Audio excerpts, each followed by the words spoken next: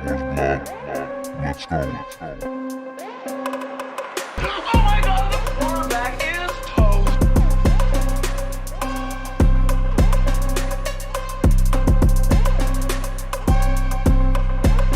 Hit it again. Hit it again. Let's go.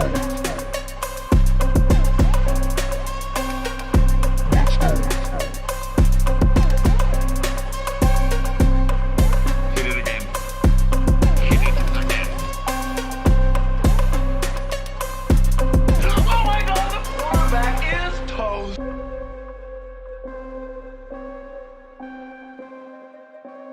Hit it again.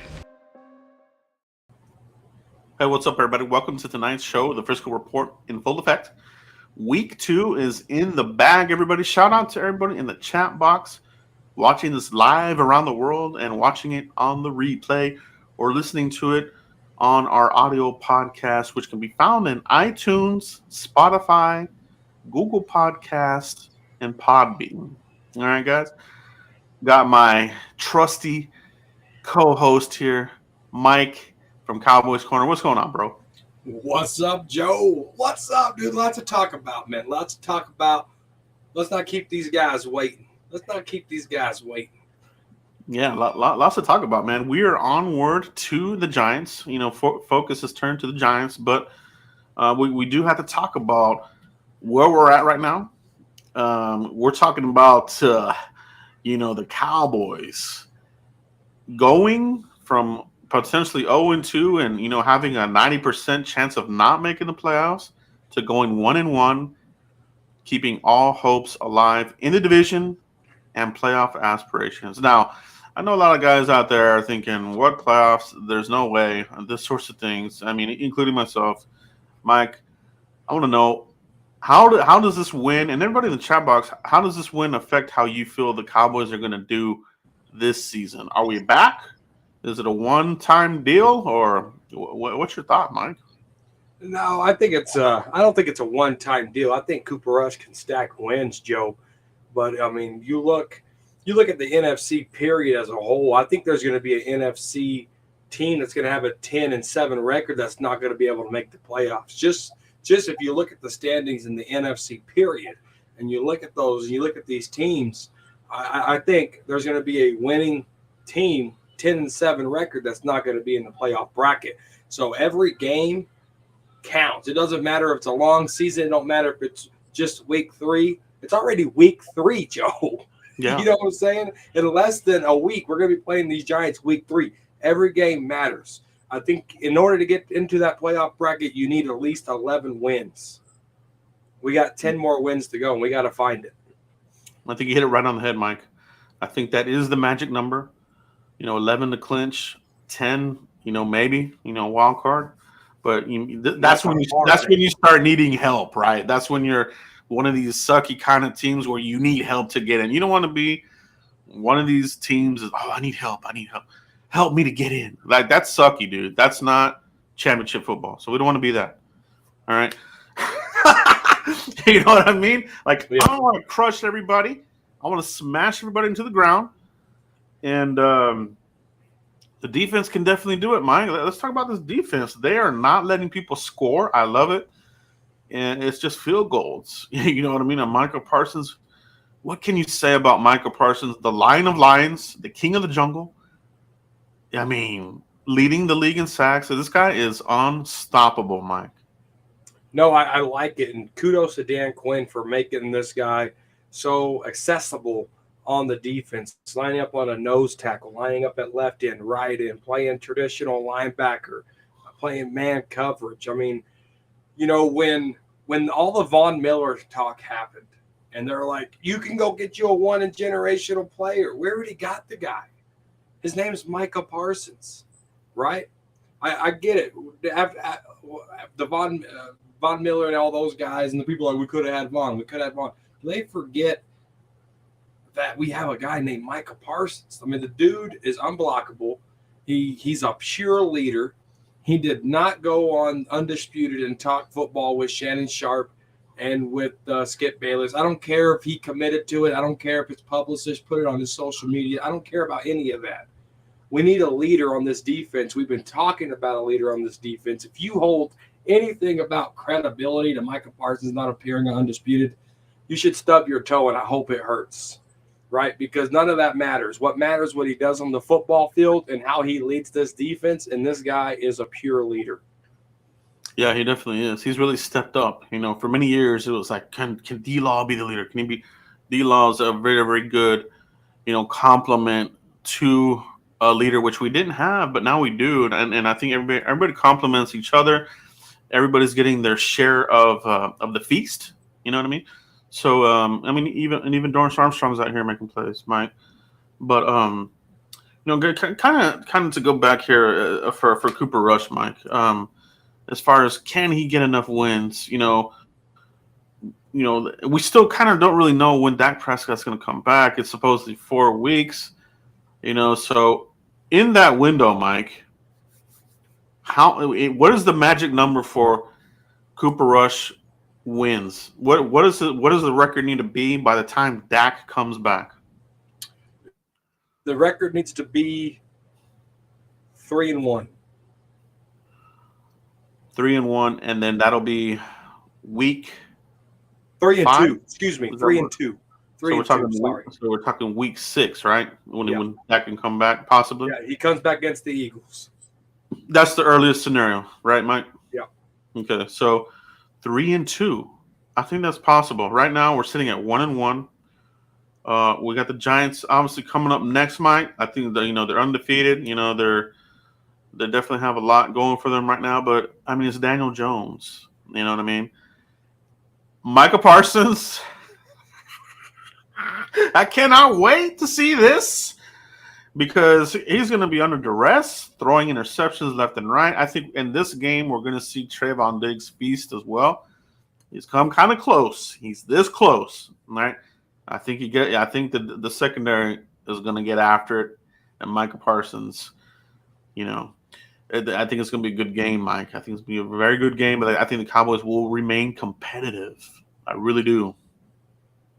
Yeah, no, I think you're right, dude. You look at the Giants. They're 2-0. You got to give them credit where credit's due. It's very hard to do, and they're doing good. They're doing good. They got 330 rushing yards total since week 1. 150 rushing yards a game. Can the interior, Joe? Can the interior shut down Saquon and their running committee? Right, that's going to be a big factor. If you can shut that down, you get to Danny no dimes. I really think that you can have a shot at not letting them score any touchdown. Cowboys only gave up 2 touchdowns, a touchdown in each game on the defense. The rest are field goals. Right? So I really think that if we can hold these guys on the running game, and they have to force them to pass. But we also, on the offense side of the ball, Joe, we have to be able to put up those points. We have to be able to score in each quarter. Okay, Kellen Moore can't come in here and stumble from the second and third quarter and then finally want to wake up. This guy needs a game plan from one quarter to the end of the fourth because you have to be able to put up points against this Giants, especially if your defense is going to hold these guys to field goals, which they're capable of doing. Because you don't want to get these guys tired. Every time a touchdown happened on the defense, they were exhausted, they were gassed, they were tired. Keep the defense fresh. We can shut out these guys. And I'm dead serious. Yeah, I think that's going to be the key in this game. Turnovers, obviously whoever has more turnovers.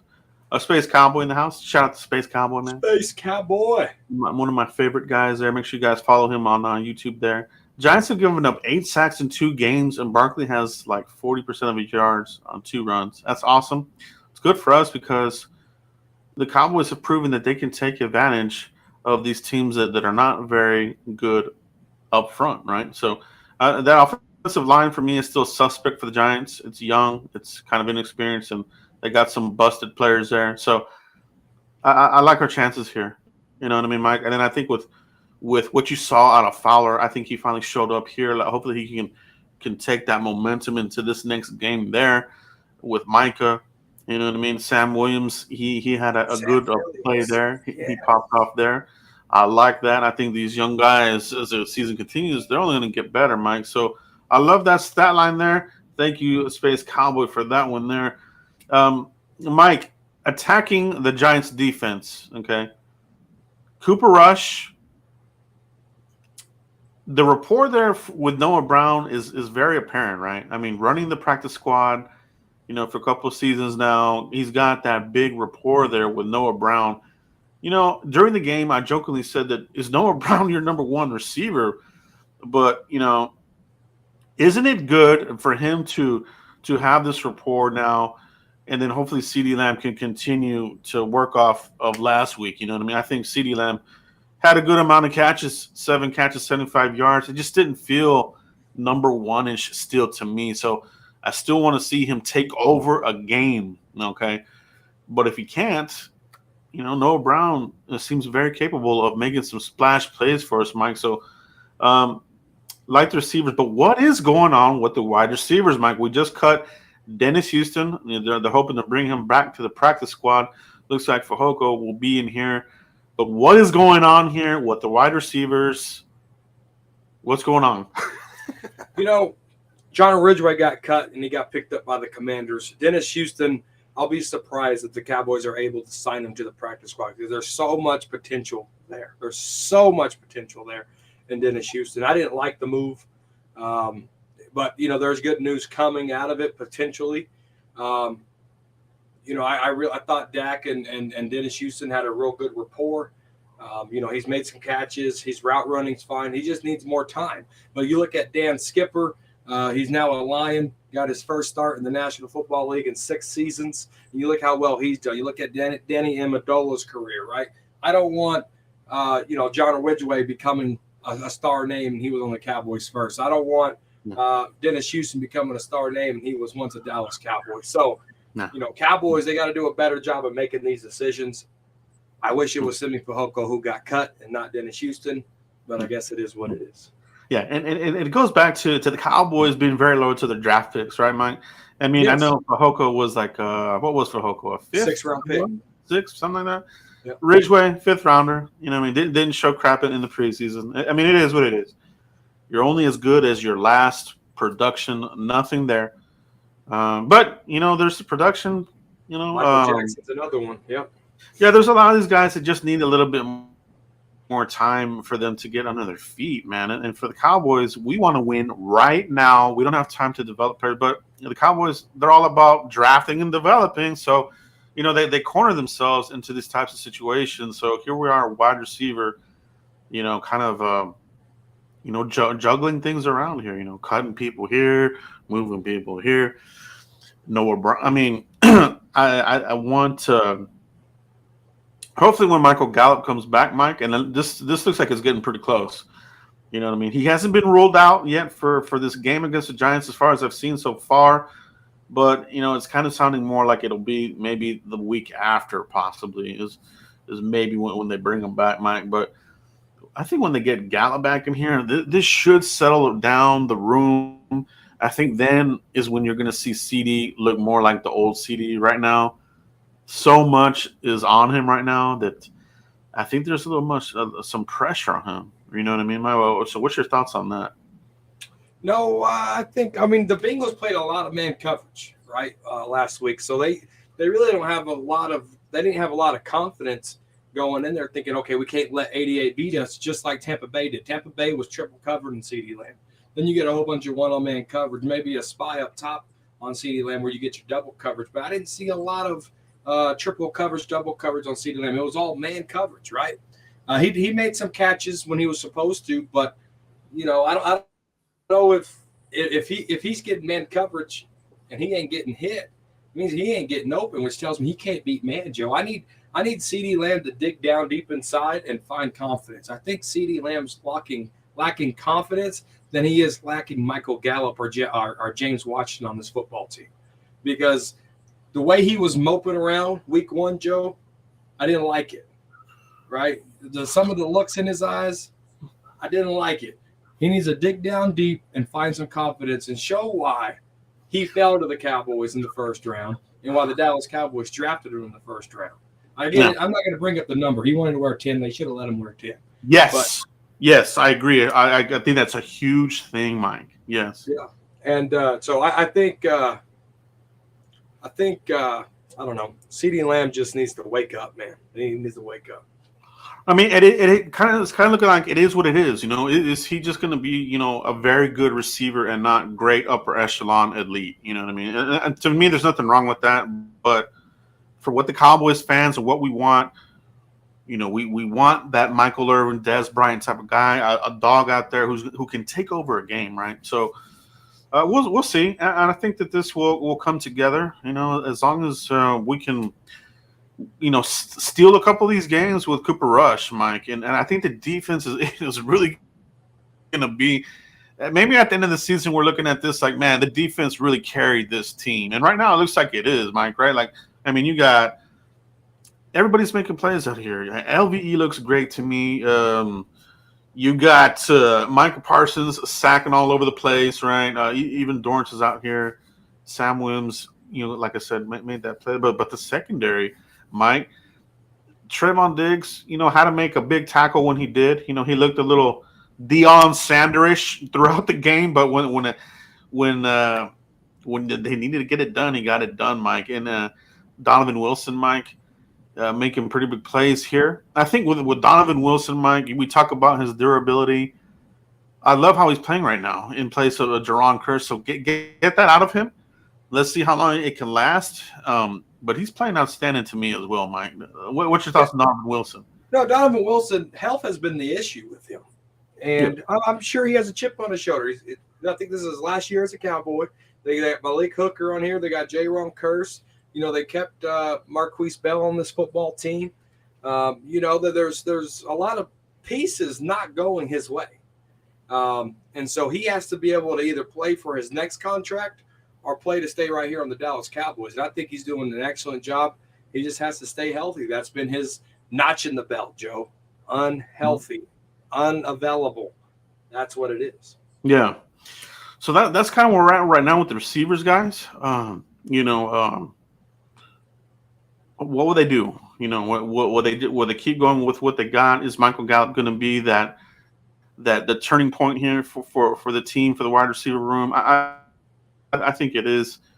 James Washington, I'm not really considering him to be a big impact, but I mean he does have some credible numbers. He's got starter reps, touchdowns in his league, so don't want to sleep on that. But I think at the end of the day, Mike, I think we're going to look back at this season and be like, when we're talking about draft coverage 2023, wide receiver is going to be on the top of that list. You know what I mean? It will. It'll be. First 3 rounds, I think wide receiver is going to be there. Are we going to get the first appearance of Jalen Tolbert, our 3rd round pick, who's been inactive for 2 games straight, Mike? What is your prediction? Is this starting to annoy the hell out of you? It is. It is. I mean, them getting rid of Ridgeway and, sitting Sam Williams, sitting Jalen Tolbert. Was this draft a bust, Joe? You know what I'm saying? Like, why can't they get these players? They opened up the press conference at training camp talking about you have to invest early. Your younger guys have to be able to step up because they're going to be the focal point at the start of the season. But you can't tell me that in the same breath when you got Sam Williams on the bench, when you got Jalen Tolbert on the bench, right? It makes 0 sense. They always put their foot, Joe, in their mouths because they don't ever make any sense. Jalen Tolbert, you can get reps in practice, but any football player will tell you in game it matters. Hell, Cooper Rush will tell you in game it matters. Those are the real reps. That's where I did this on this route in real time. I should have cleaned this up. I should have done that. They're failing Jalen Tolbert, and it's time for someone to start talking about it. And right here on the Frisco Report, we will talk about it. Yeah, it is. It's very concerning. Those you think about the first 3 rounds. These are guys that are contribute, right? Your first rounder, you expect him contributing right out the gate.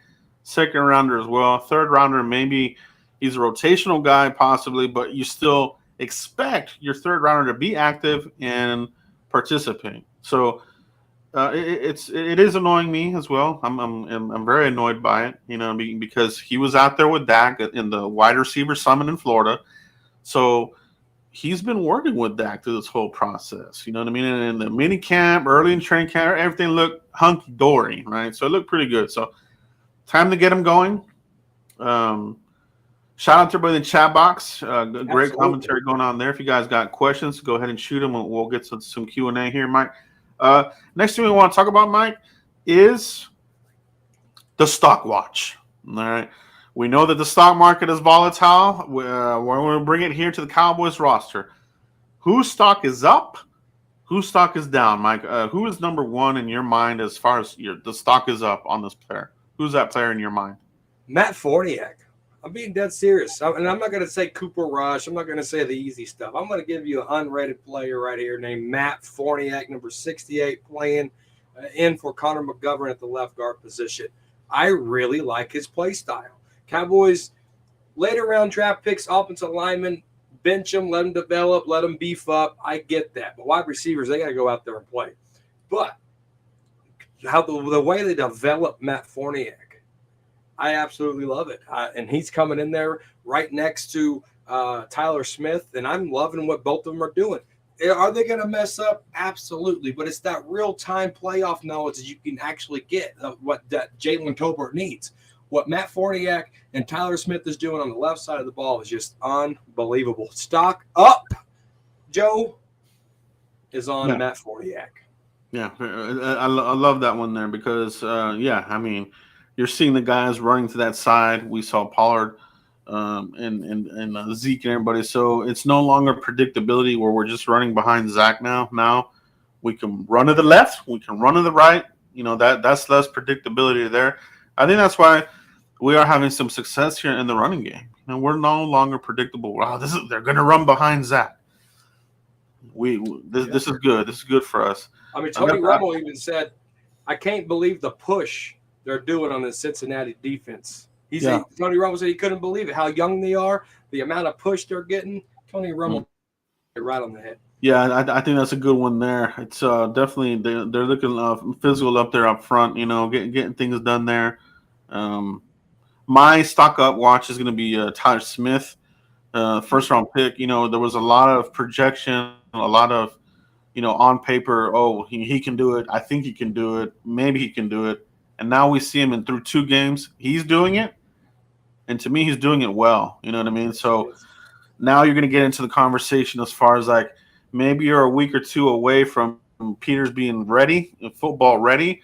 What do you do with him? Do you want to break this continuity here that you have with Smith on the left tackle? Do you want to keep developing him here? Because I think a lot of us know Tyron Smith is done. We don't want to go through this bull crap again next season. So, I think you could be looking at your present and future starter at left tackle, Mike. So the question now becomes, with Jason Peters, where do you put him?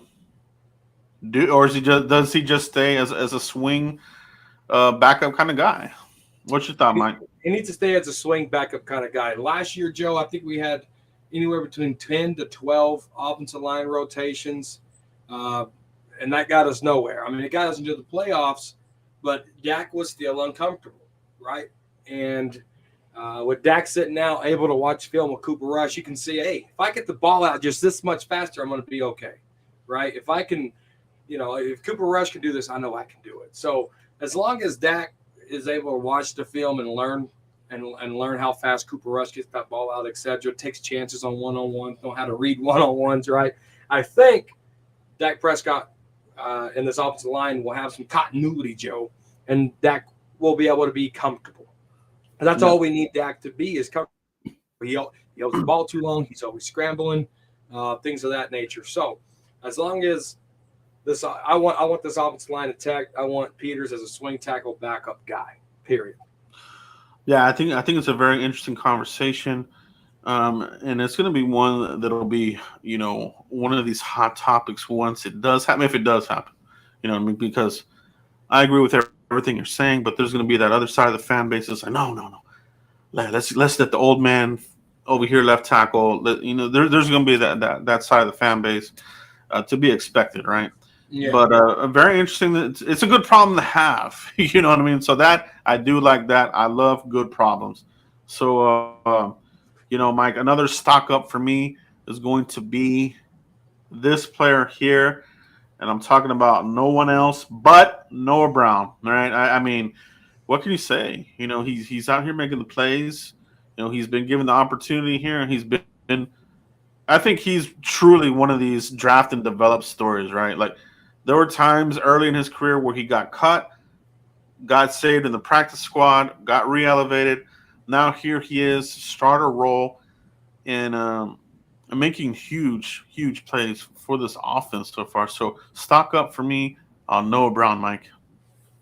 No, I like that. I do like that. I think, year 6, Noah Brown. What I love about what Noah Brown did with Cooper Rush, and it was no surprise that Cooper Rush and Noah Brown have chemistry. They're always on the second team throwing. They're always on the scout team. So they have a lot of chemistry. It's no surprise to me that Cooper Rush and Noah Brown have this chemistry, right? It shouldn't be a surprise to anybody. But it's great. It's a great surprise if you are surprised. But I like that he killed the narrative that CeeDee Lamb is the only wide receiver that's had a touchdown on this football team. That narrative, Joe, may it rest in peace. We got 2 wide receivers, dang it, that has a touchdown right here on this football team. And that's our first one of the year to say that. So I really think Noah Brown was a real good one. Yeah, and I think it's going to be interesting to see how defenses now play Noah Brown. Like, we kind of have to pay attention to this guy now. Will this help CeeDee Lamb now? Maybe he's going to get less double teams because of this, and opens the door for him. So maybe we're going to see that here. I love that. I think it's something good to have. You definitely need him, and I think when you get Gallup back, I like that 3-headed beast right there. You know what I mean? I think it's good enough. It's good enough to get you through the season. I would still look to upgrade in the offseason, but right now, shout out to him, man. He's making the plays there, and that's all you can ask for. Stock down, Mike. Who is your one player or whichever player? Well, I mean, we could have a couple here, but what is a player that comes to mind? Stock down. I might get some hate for this, but I'm going to be honest with you guys. I come on here and I'm honest with you regardless. My stock down, Joe, is Ezekiel Elliott. So seriously, he I get the theory. It's lightning and it's thunder. I get it, right? But sometimes Zeke, man, on those 3-yard runs, he just looks slow. He doesn't have that. He don't have any burst to get to the second level. Have we even seen him get to the second level? Like those 8-yard runs are just fine, but show me a 10+ yard. Show me a 15-yard run. I can't get that out of Ezekiel Elliott, Joe. I really believe this is going to be his last year as a Dallas Cowboy. And for me, Joe, his stock is way down. That's an interesting take. You know what I mean? And I think when you look at it objectively, which we do here, I think there's something to that. You know what I mean? Like you're not seeing an Aaron Jones type of guy who gets the ball and breaks it for, long distance, right? Zeke is just, at this stage of his career, those long breakaway runs, they're just not there. You know what I mean? Those are more of like a Tony Pollard kind of guy. But, you know what I mean? I think there's something to be said about that. He does a lot of the dirty work, obviously. He's great, number one, A1, pass protection. But, you got to keep moving the ball. I think he's been okay, but I definitely see your point there, Mike. Definitely do. So that's an interesting one there for me. Stock down for me, Mike, is going to be Kellen Moore, offensive coordinator. I think that, yes, we got the win here, but I think we're still struggling here for the full game. And this is just like a small sample of what he is in the whole season, because it always seems like starts out hot in the beginning of the season and fizzles at the end of the year. Now we're looking at it game per game. Starts out the first half good, runs out of plays. We're kind of sputtering. Thumbs down still, man. And I know we got the win, but he's got to do better, man. He's got to do better. You can't be tossing Zeke the ball when that toss should go to Pollard, who's got more speed. You know what I mean? You can't do that play. Zeke is the in between, the center guard guy up the middle. He's not a toss guy, pitch guy. Stupid play, right, Mike? So I can't stand that with him. It just seems like he gets he just runs out of it, right? Oh, the scripted plays. We're moving the ball, touchdown, field goal, and then the half comes out. I don't know what to do. Shit, man. Like it does get kind of scary for me, man. And I think in the close games is when this guy's gonna hurt you. You know what I mean? So, a thumbs down for me still for Kellen Moore. I just don't like him as a coordinator, man. You know what I'm talking about, Mike? You talk about back in the '90s, whenever the Cowboys, they were looking for that coordinator, the final piece to get it over the hump. They brought in Norv Turner, turned everything around. Right now, that's where we're at. We need that offensive coordinator that could come in here and turn this thing around. It's not Moore. He sucks.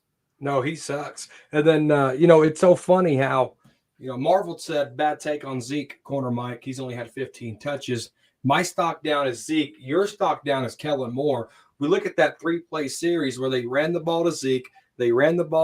He's only picked up 4 yards. Then they try to do a flat to him, and Zeke didn't even catch the ball. So bad play calling by Kellen Moore, disastrous plays by Zeke on that series, right? So that's where I stand with that, Marvel. And that's what it is. He doesn't put the best players in position to succeed. You know what I mean? Like we know that Zeke is not a pitch toss running back anymore.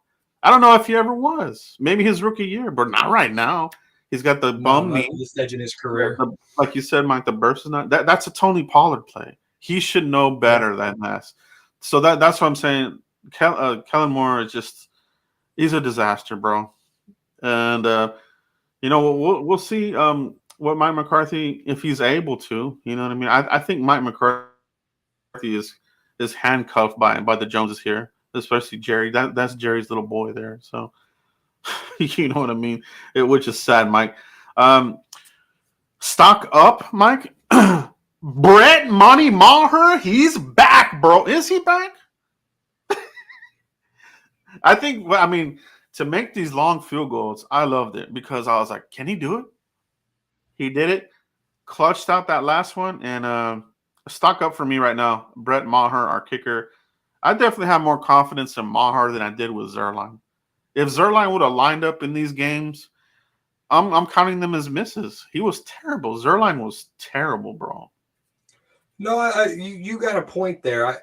See, the problem with Brett Maher and his track record was he hit, 360-yarders in one season, and that's why his jersey got into the Hall of Fame. So Jason Garrett would put this guy in 55-yard field goals, 56, 57, 58, 60, right? And expected this man to make them. When Brett Maher left for the Dallas Cowboys, we were tired of him because he was missing these things because the offense that Kellen Moore's running couldn't get us a first down on their side of the field. So it really wasn't Brett Maher's fault. I call this the redemption game for Brett Maher with the star on his helmet. Is he going to miss an extra point? He might. Is he going to miss a 40-yard field goal? He might. But what I seen from a 54-yard field goal and a 50-yard field goal, I seen a guy drill it. Now, did he almost miss the game winner? He got too far to the right, but he nailed it. Right? He knows how big that post is. He knows how he has to kick it. So you're right, Joe. I have more faith in Maher than I do in Zerline. I like that. I can 100% agree with that. Beautiful conversation, Mike. Beautiful conversation. I love the takes that you and I have. Sometimes we're in agreement and sometimes we're not, and that's fine. It's what makes this show great. And I love the conversation here in the chat box. Guys, if you have some questions, we do have time here to do some Q&A. I love answering questions from you guys. So does Mike. So, guys, you guys put out some Q&As for us. What do you want to ask us? What do you want to know about this team right now? shoot those in the chat box, and we'll start getting some of those answered here. All right, guys. Who's Yeah. going to be the first one here to shoot us a Q&A here? Let's While see. we're Who? waiting, while we're waiting on a first question, Robert, he's here on my side of the screen here. His birthday's coming up October 2nd. He said, "Hey, if Cooper Rush beats the Bengals, you got to give me a birthday video." So, guys, on October 2nd, mark your calendars. I'm going to be giving Robert a birthday video, and I want everybody in the comment section to wish Robert a happy birthday as well. Shout out to him. Happy birthday, bro. Happy birthday indeed. 805 Vaughn with the super chat, $4.99. Appreciate you. Ice cold. Got the ice cold emoji. I love it. I love it. Here we go. Good old Lunatic in the house. What plays do you want to see 88 run early to get him involved? What do you want to see out of him, Mike, early? I want to see some quick slants, some jab and goes. I do like the play that they do when a corner is going to play 10 yards off and they throw him the ball real quick. I like that. He needs some type of rhythm. And Cooper Rush is capable of 1-2, bam, he has the football. And CeeDee Lamb and Cooper Rush, they got to get on that page. It can happen. I mean, we're talking about a first rounder out of Oklahoma who was a stud, right? And we're talking about Cooper Rush, backup quarterback, who's 2-0 in the National Football League. You can't tell me they can't get on the same page. They have to get on the same page. I think they will get on the same page. But quick slants, some jab and goes. Hell, find a soft spot in the middle like they did with Noah Brown on the 4th and 2 on the first drive, right? Find me something like that to get CeeDee Lamb going. Yeah, I think that's his bread and butter. Those slants, I think in the slot, you know what I mean? I think that's still his bread and butter. So I agree, man. Get his confidence up. Design those plays for him. You know, they're talking about these. He don't need Larry Gallup. He needs confidence. Yeah, I think that's what it is. Definitely, that's what it is. Because some of those concentration drops, I think some of that's a little bit of that as well. Let's see what else we got here, guys. Keep those questions coming in. Here we go. Here, I got this one here. Soup Trap in the house. Why? Okay. Do you know why LV is starting over Cox? Honestly, I think Cox is. I think they're bringing him along slowly. You know what I mean? I think that he will be activated here soon. But the roster's pretty deep. You know what I mean? So that's why we're seeing some of these inactivations. But eventually, you can keep him off there. But I think this is more of a bringing him along. If it's not that, then yeah, I think there's a question there. But I sure would like to see Jabril the Steel Cox put it to Daniel Jones yet again. You remember that play? Daniel Jones try to get it in there. He got slapped around. I loved it, bro. That was one of my favorite highlights. It's actually in the videos at the very end here when we start up the the stream. It's one of my favorite plays. So yeah, I think that's what it is, Soup Trap. I mean, hopefully that is what it is. Hopefully it's not nothing else. Hopefully it's not any political business going on behind the scenes. But with these Cowboys, you just never know. You know what I mean? They got their favorites. Let's see what we got here. What other questions and comments do you have here in the house?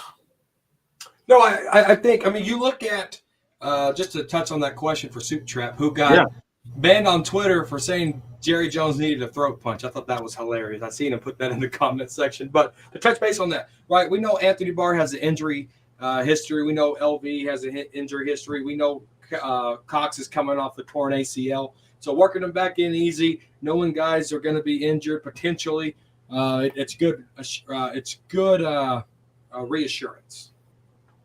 Absolutely. Eric Montoya, what's going on, bro? Good to see you in the chat box. Just showing you guys some love. The $10 super chat, man. I appreciate you, Eric. I know I see you in here a lot in the chat box. Do appreciate the support, bro. Do very much indeed appreciate your support, Eric Montoya. Go Cowboys! Let's go, baby. Yeah, Eric Montoya is a big supporter. I always see him right here on the Frisco Report. I always see him on your stream when you're doing them solo or with Foot. So appreciate you, Eric Montoya. Yes, indeed. Thank you for showing love there. The Lunatic. I thought LVE would be Green Dot, but my second choice was Malik Hooker, who showed he deserved it on Sunday. Your thoughts? Yeah, I thought that was interesting, right?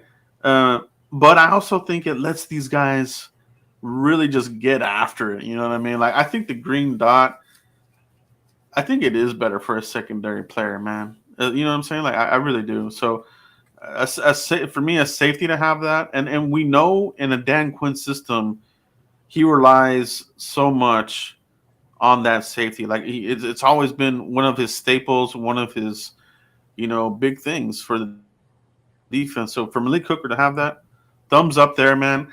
I like how he's been playing, and I really think that with LVE and Michael Parsons just able to move around and make plays, tackles all over the place. Mike, well, what's your thoughts on this one? Now, you look at Dan Quinn's track record since he's been a Dallas Cowboy. It usually starts with the linebacker, and then Ron Kurz kind of took that over.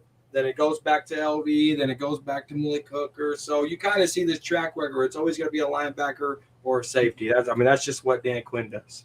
Yeah. Yeah, I love it myself. I think it just lets these guys concentrate, your linebackers and, get going. And I think for the safeties, they're further back. They can really scan the field even better than the linebackers. So get everybody lined up. Malik Hooker comes from a good program. I love it, man. Good question, The Lunatic. Appreciate you, bro. Other questions and comments? Keep them coming, guys. Let's see what else we got in here. 805 has a good one there at the very bottom. I don't know if you can see that. I saw Primetime had one here. Primetime Phil. Let me see if I can find your question, bro. Where did it go? Let me see if I can find your question. Here we go. Primetime Phil in the house. Make sure you hit up my bro Primetime Phil. He's got a great YouTube channel up here covering the Cowboys. Do you think Houston releases? Yes, he really does have a great YouTube channel with great content. Opinions with him. I love it. I enjoy it. Yeah, Primetime Phil, I do. I think it's definitely going to be related to Tolbert or Gallup. You know what I mean? I'm not so sure it's related to Peters. Not yet, I don't think. But it's definitely, I think, probably one of your receivers here. You know what I mean? Tolbert, hopefully he gets out there. He's got to be out there by this point, man. It's time. Time to get going. What's your thoughts, Mike, on here?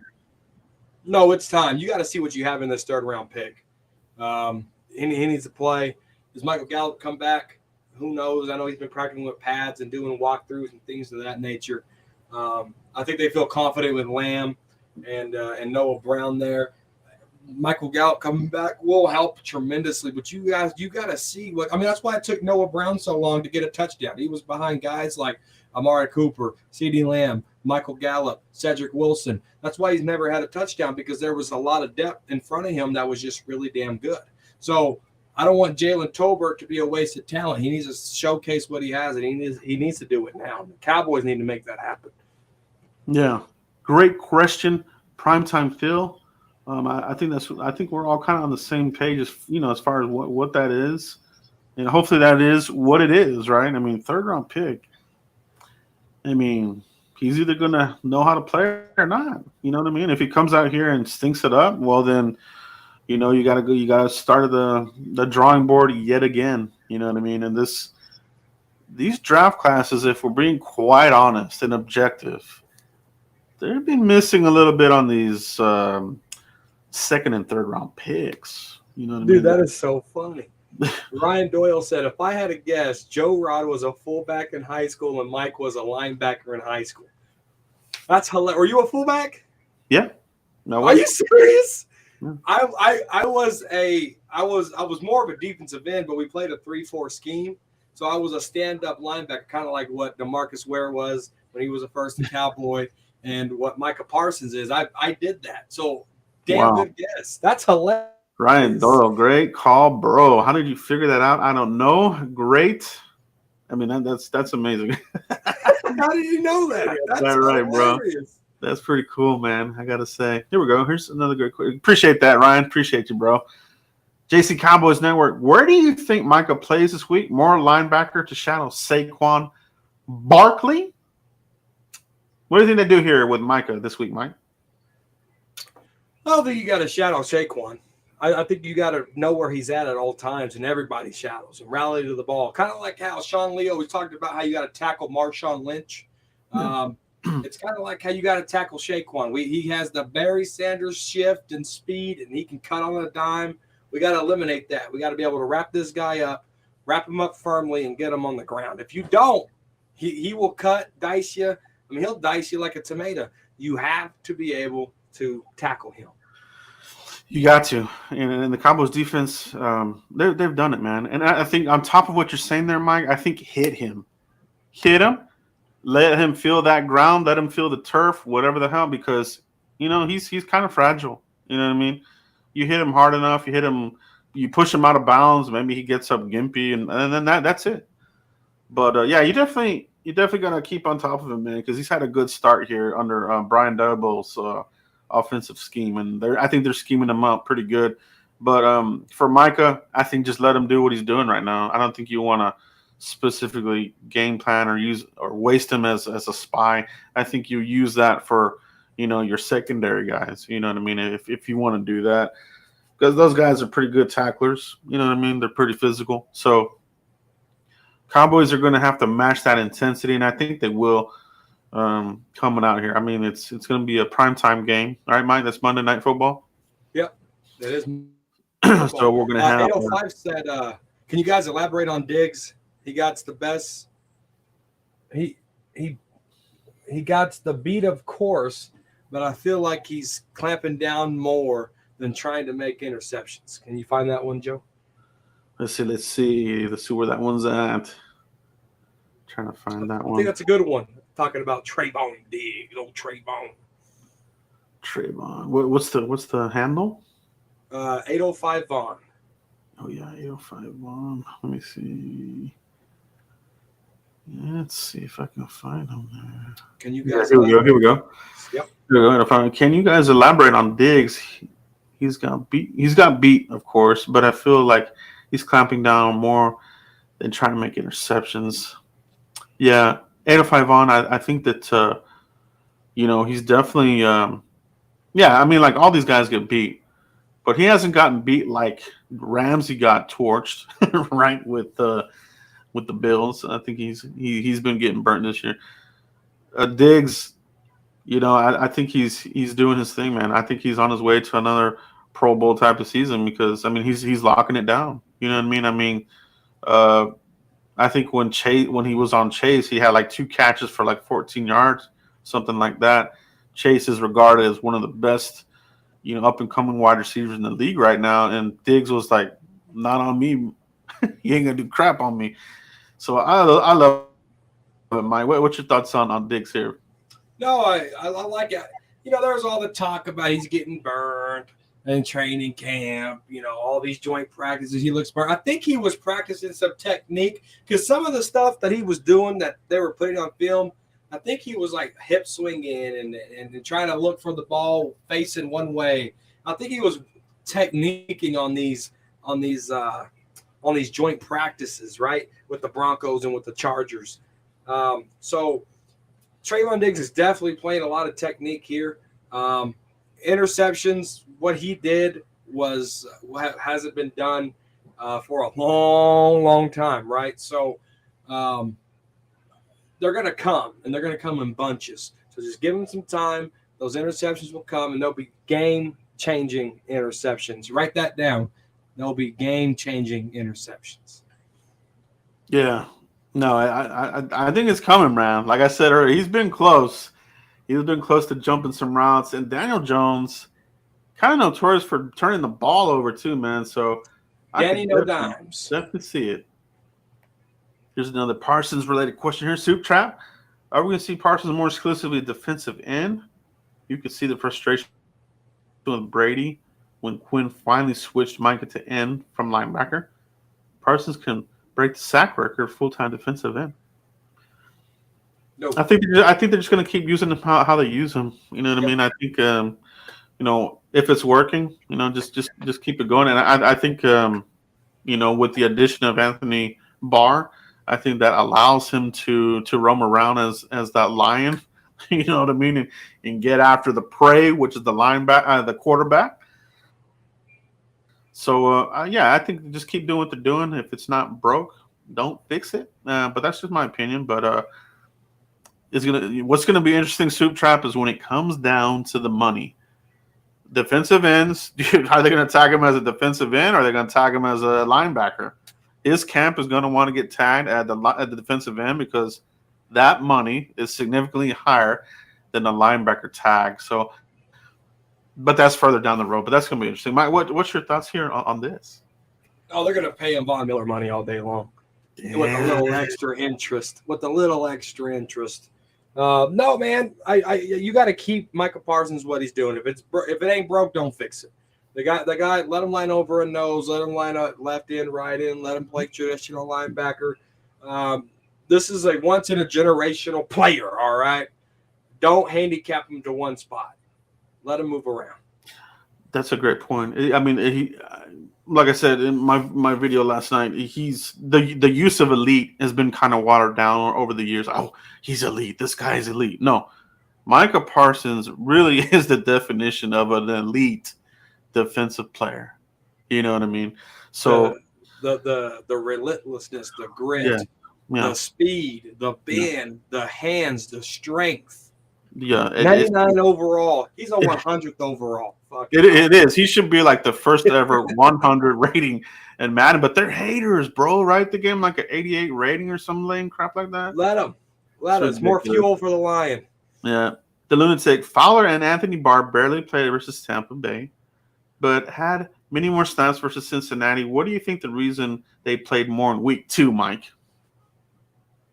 Oh, Anthony Barr came in late, right? So he was probably still learning the system. Dan Quinn was still trying to feel where he fits. Fowler, I don't know what happened there. I thought Fowler had a fantastic preseason in the game that he did play. And then I was expecting to see Fowler week 1, and we didn't. Same thing with Sam Williams, right? So Anthony Barr, I think, coming in late, still learning playbooks. Dan Quinn trying to plug and play. Yes, he had some preseason, but talking about Anthony Barr and Fowler, they both had preseason. But I really think Dan Quinn wanted to play this guy right because this guy is a legend in Minnesota, right? He's coming into a new team, first time in his career. So ease him in. I think they did the right thing. And he's been playing very good. I was a big fan of Anthony Barr coming out of that draft. So real good to see him playing good. No, I think you hit it right on the head, Mike. I think it is more about easing those two guys in. You know, Fowler was very effective batting down passes, getting in the passing lane, jumping up, getting the sack. You know what I mean? He looks like the player that Dan Quinn wanted. And he looked the part there. Anthony Barr. Dang, I did it too, Mike. Anthony Barr had a really good game, I thought, and it really lets, like I said, Parsons do what he does because now you've got a very capable linebacker in these sub packages to do some of the duties that maybe Parsons would be doing, but you have him over here gobbling up sacks, beating the crap out of Lyle Collins. Oh, I taught Micah. No, Micah taught you. He owned you, bro. He owned you, Lyle. See, Tyron Smith and DeMarcus Ware was like the perfect generational suit, right? The iron. When we talk about iron sharpens iron, that was the definition of Ware and Tyron Smith sharpening that iron. I think Micah Parsons and Tyler Smith. I think they can do the same thing. We could be looking at two great players. Very. I think it's a great combo to have. The defense is just like you said, Mike. Iron sharpens iron, right? You got to strike when the iron's hot. This defense is championship level defense. You know, all day, Joe. If you can just get this offense just to get some points, get a couple touchdowns here, and give the defense a couple of breathers here. You might be able to make some noise here. There's going to be some ugly games, but I feel like as a Cowboys fan, you're kind of used to it by now. You know what I mean? We're always in these slugfest. I like this one here. MNZ Gomez. Joe, do you think Deron Bland can cover better as a nickel slot DB over Jordan Lewis? I think right now you got to go with the vet right now with Jordan Lewis. I mean, he when he gets hot, he can have some games where he takes over. He's had a couple of games in his career where it was like we won this because of Jordan Lewis here with the ceiling of a game with an interception, a game sealing interception, recovery, fumble, this sorts of thing. But that's not to say Deron Bland can be that. I think Deron Bland is definitely in the future of the Cowboys, and it's going to be soon. But I think right now, I think you're going to keep rolling with Jordan Lewis. Mike, what's your thoughts on this? This is a great question. No, that's a really good question, right? So we at the beginning of the show, we talked about developing players. As well as Deron Bland did, it's kind of like Matt Forniak, right? You just kind of want to just set him aside, let him develop. Anthony Brown probably ain't going to be here much longer. Jordan Lewis probably ain't going to be here much longer. So Deron Bland is going to have to be able to trust this system here and learn from these guys. Learn from, these guys are getting live reps that Deron Bland gets to watch on tape. And, okay, I get that. Okay, I get this, right? So I don't want to rush anybody back, especially a rookie. We've seen Trayvon Diggs. Yes, he had a couple interceptions. He got hurt. But Trayvon Diggs almost looked like a bust, right? I mean, Morris Claiborne struggled. So take the right approach here. And I think the Cowboys are doing it right. I don't want to rush them in. If you got a dime package, let him get some experience with the dime package, but don't rush him in. Yeah. I think it's a great. He's definitely the future. So I think you hit it right on the head there, Mike. Very good take there. Turpin looks like he's getting a feel for the home run TD return. I think so too, man. I think you see it. It's going to happen soon. It's going to happen real soon. Hopefully, it'll happen Monday night. No, I'm going to be honest with you. On Turpin, week one, I thought he really put the offense in crappy field position, taking it out on the kick return. I thought this week against these Bengals was a lot better. And the hidden yards, Joe, and the hidden yards. That's okay to let the ball go over your head and the offense start to the 25. I thought Turpin did a better job managing that than what he did on week one. Oh, for sure. Week two, definitely night and day. Yeah, I think those jitters kind of got to him. You know what I mean? Yeah, being the USFL MVP, going to the NFL, there's still going to be those butterflies. I think he shook that off. Now, like you said, he's got a feel for the game. Popped off a little bit here in this second game, third game. It's going to happen. So, and when it does, I'm going to be loving the hell out of it. Yeah. All right, guys. I think that's it for tonight. Great conversation in the chat box. Super great questions from you guys. As usual, we can't do this without you, and we do this for you guys as well. So shout out to everybody that watched us here tonight live, and if you catch it on the replay. Guys, on your way out, if you would do us a favor, hit that like button. It helps out the channel and the algorithm for the podcast, for the Frisco Report. We do appreciate it. Mike, let everybody know where they can find you if they haven't already, bro. No, absolutely. No, some behind-the-scene bloopers, right? So I don't know the topics till like 2 minutes before we go live, right? And Joe's knocking down these topics, and I love talking football. So we got on the topics of Jason Peters and all that stuff, and I was like to start rambling about Jason Peters, how we need continuity and all this. He's like, no, save it for the show.